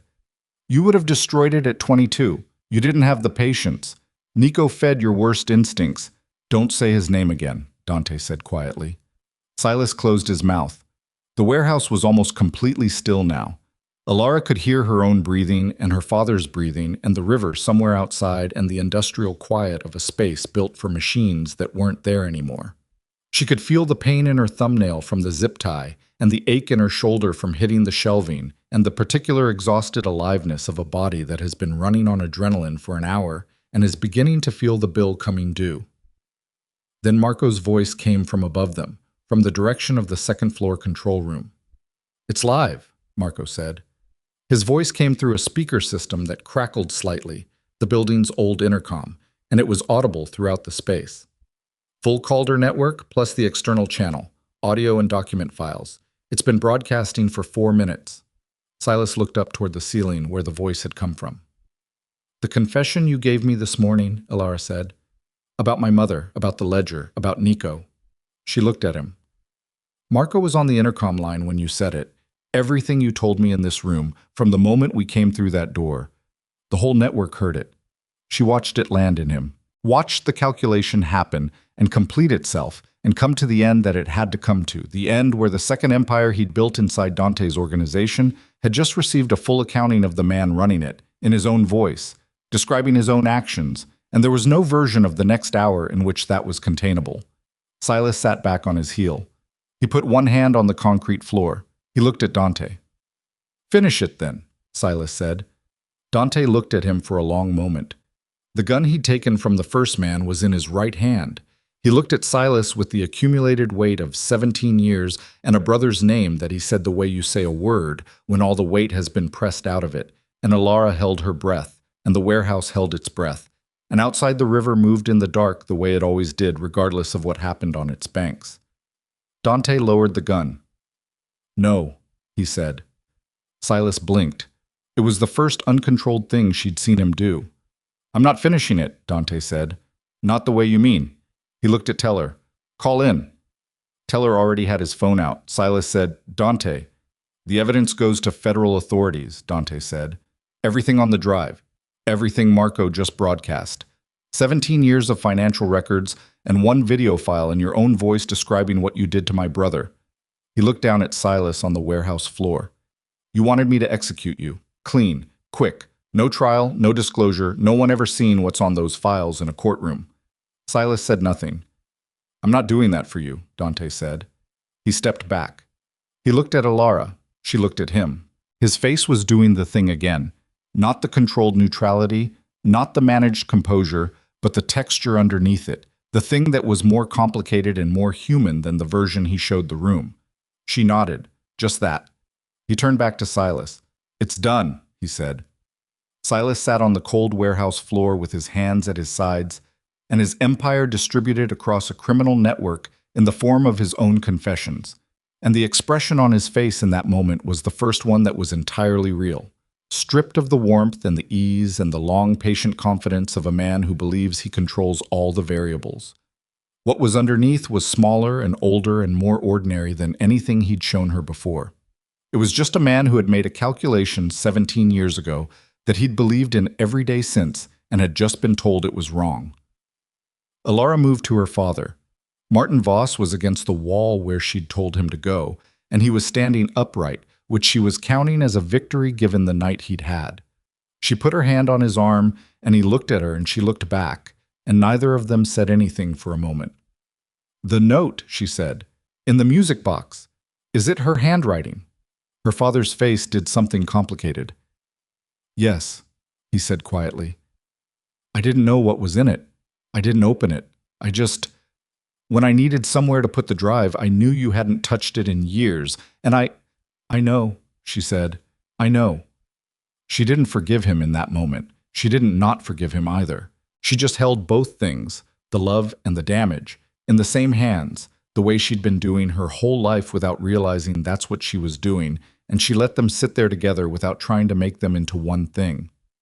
Outside the warehouse, the first gray light of morning was coming off the river, and somewhere in the city, the evidence was moving through channels and courtrooms and federal inboxes that Silas Vane had spent 17 years ensuring would never see it, and Dante Calder was standing in the center of what had been his empire holding a gun he'd chosen not to use, and everything that came next was going to be different from everything that had come before in ways that none of them could fully see yet.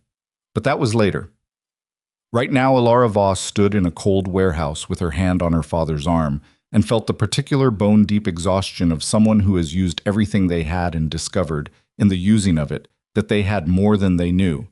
And she breathed, slow and even, in through the nose and out through the mouth, and she waited for whatever came next to show her its face. The federal vehicles arrived at Carver Street 47 minutes after Teller made the call. Elara knew they were coming before she heard them. She felt the change in the room, the way the remaining men shifted and recalibrated, the particular quality of attention that moves through a space. When people who have been operating outside the law become aware that the law is about to occupy the same physical coordinates, some of them moved toward the exits. Dante let them go. He stood in the center of the warehouse floor, and he let the men who wanted to leave leave, because he understood something that Silas had never fully understood, that you cannot build loyalty through containment, and that the men who stayed now were the only men whose presence meant anything. 3 stayed: Marco, Teller, and Crew. They stood near Dante without being asked, and they didn't look at the exits. Silas did not move. He remained where he was on the warehouse floor with his back against the shelving unit and his hands on his knees, and the expression of a man who has completed a very long calculation and arrived at a number he cannot dispute. He looked diminished in a way that had nothing to do with his physical size. Something had gone out of him in the minutes since Dante had lowered the gun, something that had been providing structure, and without it, he looked like a building after the load-bearing element has been removed. Still standing, technically. Not for long. When the federal agents came through the south door and the vehicle entry simultaneously, Dante walked toward them with his hands visible and his face doing nothing in particular, and he said the name of the agent in charge, a woman named Reyes, who he apparently knew, who received his approach with the specific neutral professionalism of someone who has been prepared for a situation that is significantly more complicated than a standard arrest. And he handed her a drive. Not the original. Marco had made copies in the control room on the second floor. Elara had watched him do it without fully registering it until now.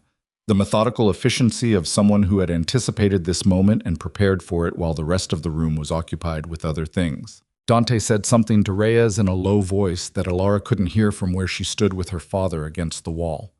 Reyes listened. She looked at the drive. She looked at Silas on the floor.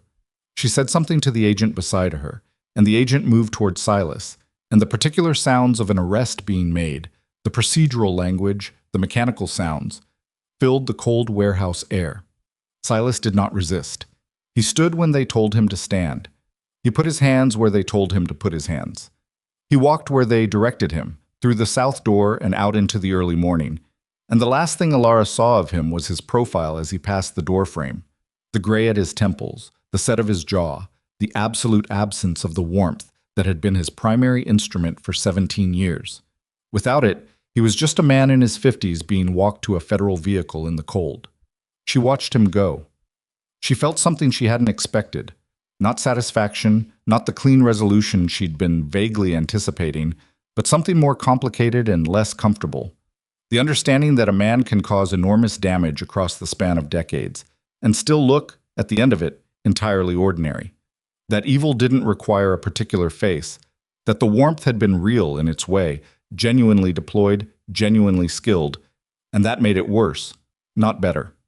Her father was still beside her. He hadn't said anything for a while. I was watching Silas's exit with an expression she'd had to stop and look at twice before she recognized it.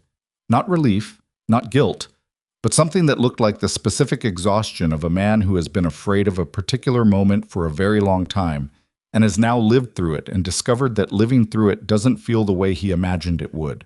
One of the federal agents came to them. He asked Elara her name and her father's name, and he said they would both need to come in and make statements. And he said it with the particular careful courtesy of someone who is aware that the people he's speaking to are not the primary subjects of his investigation, but are also not entirely outside it. Elara said yes. Her father said yes. She looked across the warehouse at Dante, who was still speaking with Reyes. As if he felt the look, he turned his head and found her, directly, without searching, the way he did everything, as though he'd already known exactly where she was. She held the look for a moment. He held it back. Then Reyes said something, and he turned back to her, and Elara let the moment close the way moments do, without ceremony. The statements took most of the day. They were separated immediately, Elara in one room, Martin in another, Dante somewhere else in the federal building that she couldn't determine the location of from where she sat. The room Elara was in was small and had a table and 2 chairs and the particular quality of fluorescent lighting that made everyone in it look slightly unwell. The agent across from her was thorough and not unkind, and asked questions that started at the beginning. The night of the SUVs outside the restaurant, the debt, the marriage proposal, and worked forward through every point she could remember, which was most of them, because she had the kind of memory that functioned better under pressure than under ordinary circumstances, which she'd always considered a mixed blessing and never more so than today. She told the truth, all of it, in the order it had happened, without editorializing or protecting anyone, including her father and including herself. When she got to the part about finding the ledger in the hidden drawer in the study, the agent leaned forward slightly, and she noticed, and she kept talking. When she got to the part about the music box, the agent stopped her. "The note your mother left," the agent said. "Do you know if you still have it?" "I don't know what's in it," Elara said. "I haven't looked at it since I was 10. "We'd like to examine the music box." "I know," she said. "I'll get it." She was released from the federal building at 4 p.m. She took a cab to her father's apartment because the cab was what was available, and she needed to move, and the movement itself was something to do with the feeling that had been building in her since the warehouse. The accumulated weight of the night and the morning and all of the hours in between, pressing on her chest from the inside like something looking for a way out. The apartment was empty. Her father was still being questioned. She let herself in with the spare key she'd had for years, the one she kept on her keychain without thinking about it, the key she'd used 100 times to check on him when he didn't answer his phone, to bring groceries when she was worried about whether he was eating, to sit in his kitchen and drink his bad coffee and be someone's daughter in the ordinary daily way that she had taken completely for granted right up until the moment it became complicated. The music box was on the shelf where it always was. She took it to the kitchen table and sat down and held it for a moment. The painted garden scene on the lid was faded at the edges where she'd handled it over the years. The hinge was slightly stiff. She opened it, and the mechanism that had once driven the ballerina made its familiar arthritic attempt at the opening notes of its song before stopping, which it had been doing since she was 11. She slid this compartment open. There were 2 things inside. The flash drive her father had placed there 6 years ago was gone. She'd taken it herself, she remembered.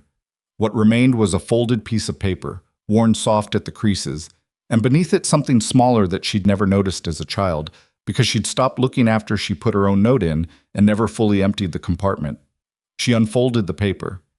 It was not her handwriting. It was her mother's. She recognized it immediately, the particular slope of the letters, the way Elara Voss formed her lowercase e's, the handwriting she'd seen on birthday cards and grocery lists, and one letter that had arrived when Elara was 16 and that she had read so many times the paper had softened at the folds. The note was short, 7 lines. It gave no explanation, no context, no apology, just a sequence of numbers and letter combinations that Elara recognized from the ledger entries she'd read that morning in the parking lot behind her father's building. Account codes, access credentials, the specific numerical language of hidden financial architecture. And at the bottom, in the same handwriting, 2 lines that were not code. "I'm sorry I couldn't stay. I needed you to be safe more than I needed you to know why. When you're ready to understand, and you will be, this is what I left behind for you." Beneath the paper was a small folded card. On it, in the same hand, was an address and a name. The name was a woman. A lawyer, Elara would later learn. A woman her mother had trusted with a secondary copy of the evidence, sealed in a package with instructions to open it only if presented with a specific phrase that Elara's mother had presumably planned to give her daughter at some point when the time was right and the danger was manageable, and that she'd never had the chance to deliver because the time had never been right and the danger had never fully subsided. Elara sat at her father's kitchen table with the note in her hands and the late afternoon light coming through the window over the sink, and she let herself feel, fully and without management, the thing she'd been holding at arm's length since Silas had said her mother's name in the warehouse. Elara Voss had left to keep her safe, had spent 16 years, at minimum, maintaining the silence of a woman who had made a choice she couldn't undo, in a situation she hadn't asked for, protecting the people she loved with the only tool available to her, which was her own absence. Elara thought about being 9 years old and watching her mother's car leave the curb. She thought about the music box being pressed into her hands the week before. "Take care of this," her mother had said, which Elara had understood as take care of the object, and which she understood now as something with considerably more layers. She thought about 14 years of winding the ballerina mechanism out of loyalty and never opening the compartment because the note inside it was hers, and she knew what it said. She hadn't known what it said. She pressed the heel of her hand against her sternum for a moment, hard, not because it helped, but because it was something to do with the pressure. Then she refolded the note carefully, and she put it in her coat pocket, and she called the number for Agent Reyes. The evidence package from her mother's lawyer reached the federal investigation the following morning. It was, the investigators would later confirm, significantly more comprehensive than what the flash drive contained. A secondary record her mother had built independently over the 3 months between finding Silas's ledger and leaving, compiled with the meticulous precision of a woman who had understood from the beginning that the first copy might be found and destroyed and had prepared accordingly. Claire Voss had not just been afraid, she had been strategic. Elara learned this over the following weeks in pieces, from Agent Reyes, from the lawyer her mother had trusted, from documents she was given access to as part of the federal investigation's accounting of the evidence chain. She assembled the picture the way she'd assembled everything difficult in her life, incrementally, without letting any single piece be more than she could hold, adding the next one only when she'd found stable footing on the last. Her mother was alive. She learned this on the 9th day after the warehouse, from a call she received on a Thursday afternoon while she was standing in the restaurant's kitchen watching Bella prep the evening service. The number was from out of state. She stepped into the back hallway to answer it, and the voice on the other end was 60 years old and slightly different from the voice she remembered, lower, quieter, with a careful quality that sounded like someone who had learned to take up less space than they naturally occupied, and yet immediately, irrevocably, the voice of her mother. "Elara," her mother said. She stood in the back hallway of Voss and daughter with her hand on the wall, and she did not say anything for a moment that was probably 3 seconds and felt like considerably longer. "Mom," she said. The conversation lasted 2 hours. She sat on the floor of the back hallway with her back against the wall and her knees pulled up, and she talked to her mother for the first time in 17 years. And most of it she would not have been able to reproduce afterward because it existed in the way that very large things exist. Not in specific words, but in the quality of the space they occupied, the weight of the air, the particular physical sensation of a gap that has been present for so long that you've stopped being able to feel its edges, and then suddenly you feel all of them at once. Her mother had been in Portland, then Seattle, then a small city in New Mexico for the last 9 years, working in financial compliance. She said this with a dry, quiet irony that Elara recognized as her own. The irony of a person who has been running from a financial crime for 17 years by becoming the person who finds financial crimes. She had known about the investigation when it began breaking. She had been in contact with the lawyer who had been in contact with Agent Reyes, who had been careful and competent about confirming the situation was stable before allowing the contact. Stable in this context meant Silas Vane was in federal custody and could not reach her. His organization was dismantled. The secondary empire he'd been running inside Dante's was being systematically unwound by investigators who had more than enough documentation to work with and enough additional evidence to keep working for some time. Her mother said, "I heard you found the box." "I wound the ballerina for 17 years, Elara said. "I never opened the compartment." A pause. "I know. I was counting on that. Not for long. I thought it would be 2 years, maybe 3. Just until things settled and I could come back or contact you safely." A longer pause. "Things didn't settle." "No," Elara said. "They didn't." She didn't say, "You should have found another way." She didn't say, 17 years.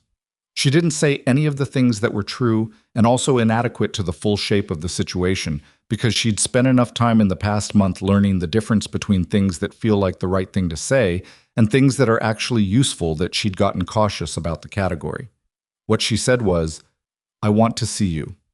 Her mother said, "Yes." That was where they left it. Not repaired, not resolved, not wrapped in the false neatness of a reconciliation that hadn't been earned yet by anything except survival. Just yes. Just the agreement to continue, which was, Elara had come to understand, the most honest form of love available to people who had been damaged by each other's circumstances. Not the declaration, not the grand gesture, but the willingness to keep moving toward each other in the ordinary way, one step at a time, in the direction of something that hadn't yet been built. The Calder organization's dissolution took 3 months. Dante cooperated fully with federal investigators, which was both the most consequential and the least surprising thing he did in the aftermath of the warehouse. He sat across from Agent Reyes and her colleagues, and he answered every question with the specific, careful precision of a man who has decided that the only form of honesty left available to him is complete, and who is aware that complete honesty about his own history is going to cost him things he spent years building, and who has made the calculation that the cost is accurate and correct and that the building was compromised at the foundation anyway. The legitimate businesses, a property management company, 2 restaurant groups, a transportation logistics firm, were placed under independent ownership and oversight. The financial structures were unwound. The accounts that Silas had frozen, and the accounts that were legitimately Dante's, and the accounts that were technically both were sorted by people whose job it was to sort such things. And at the end of the process, the number that remained in Dante's name was significantly smaller than it had been, which he received without visible reaction when his attorney told him. I was not charged. The cooperation, the evidence, the full disclosure, and the fact that Agent Reyes had determined, through the course of the investigation, that several of the organization's more serious activities had been driven by Silas's manipulation rather than Dante's direction, produced an outcome that his attorney described as exceptional, and that Dante received with the expression of a man who is not particularly interested in whether the outcome was exceptional, only whether it was accurate. He moved out of the estate in the 2nd month. He didn't make an announcement about it. Marco told Elara in passing that the property had been transferred to a trust that would manage it for charitable housing purposes, which she received as information rather than surprise. Of course he had done it that way. Of course there was no announcement. She saw him for the first time after the warehouse on a Tuesday afternoon 6 weeks later. He came to the restaurant. He came during the lunch service, which she hadn't expected, and he sat at a table near the window, not the table she would have chosen for a person she wanted to not be noticed, which she thought about and decided was intentional. And when she came out of the kitchen and saw him, she stopped for a moment in the doorway, just long enough to register that he looked different. Not thinner, not worse, different. The coat was the same quality, but the fit was slightly less precise, as though he'd stopped paying attention to the specific management of his appearance, and what remained was just what he looked like when he wasn't curating it. There were lines around his eyes that she was fairly certain had always been there, and that she was only now able to see because the controlled composure wasn't sitting on top of them. He looked, she thought, more like the person in the photograph with his brother at the lake. Not young, not that, the years were still there, but with more of the actual surface visible. She went to the table. He stood when she approached, which she hadn't expected, and then seemed to reconsider the formality of it and sat back down, and she sat across from him, and they looked at each other for a moment in the way they'd learned to, directly, without managing the direction of it. "You should have called," she said. "I wasn't sure you'd answer." "I would have answered." He looked at her. "I know. I wasn't sure I had the right to assume that." She thought about the legal documents she'd signed in front of Judge Harlan in the study that had the slightly crooked framed photograph and the white flowers that Dante probably hadn't noticed. The divorce had been handled by Greta, who had processed it with the same clipboard efficiency she'd brought to the marriage, and who had communicated the finalization through a brief email that contained no editorial content whatsoever. "The security company," she said. "Marco mentioned it. It's small, legitimate protective services for private clients. Residential security, threat assessment." He said it without either pride or apology, just description. "The skills transfer, the ethics of their application is different." "Better," she said. "Yes." He paused. "Better." Bella was watching from the kitchen pass through with the focused attention of a woman who had been running Elara's kitchen for 2 years and had strong opinions about most things and was clearly forming strong opinions about this. Elara did not look at her. "I wanted to tell you something," Dante said. "In person." She waited. "The estate. The locked room on the 3rd floor." He stopped. She had been curious about that room from her 2nd day in the house, and had never asked, and the fact that he knew she'd noticed it without her having said so told her something about the quality of attention he'd been paying her that she hadn't fully registered at the time. "Photographs. Of people I failed to protect, the way I told you. But also—" He stopped again. He pressed his thumb against the edge of the table, a small physical gesture she recognized as the thing his hands did when he was choosing words carefully. "Letters. From people I had leverage over, businesses I pressured, families who got caught in disputes that weren't theirs. I kept them because I needed to know the count. I needed to know it wasn't abstract." She was quiet. "I've been in contact with 3 of them," he said, "through attorneys. I don't expect anything from it. I'm not looking for—" He stopped. "I just thought you should know." Why? She said, not unkindly. He looked at her. Because you were the first person who made me feel like the count mattered. Not as a threat, not as exposure, just as an actual number of actual people. She thought about the photograph face down behind the books, about Nico laughing in the summer sun, about the specific quality of grief that organizes itself into a room you lock and return to every night, because it's the only way you know to keep the weight of it from becoming something that crushes everything else. He'd be 41 now, she said. Dante looked at her. Something moved through his face. Not surprise, not gratitude, just the bare acknowledgement of someone who has been seen in a way they didn't expect. 42, he said. She nodded. They sat for a while in the restaurant with the lunch service moving around them, Bella's kitchen sounds coming through the pass, the particular busy hum of a place that was doing what it was supposed to do. Elara had reopened 2 weeks after the warehouse. Once she was satisfied that the operational questions were settled and the staff had been paid for the time off, and the reopening had been unremarkable in the specific way that the best reopenings were. No announcement, no gesture, just the door unlocking at the usual time and the usual people coming in for the usual things, and the ordinary life of the place resuming with the simple persistence of things that are built to last. My mother, she said. I'm going to see her next month. He was quiet for a moment. Good. It's going to be hard. Yes. I don't know what it's going to be after that. No, he said. You won't know that until you're in it. She looked at him. He looked back. Outside the window behind him, Meridian and Fifth was doing its midday thing, foot traffic, a delivery truck blocking the right lane.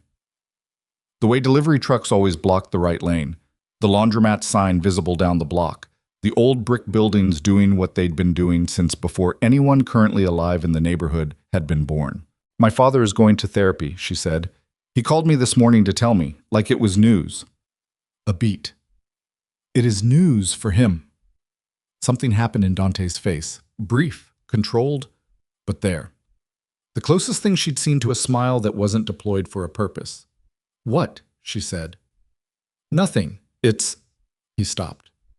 Martin Voss calling his daughter to announce he's going to therapy is something I wouldn't have predicted 6 weeks ago.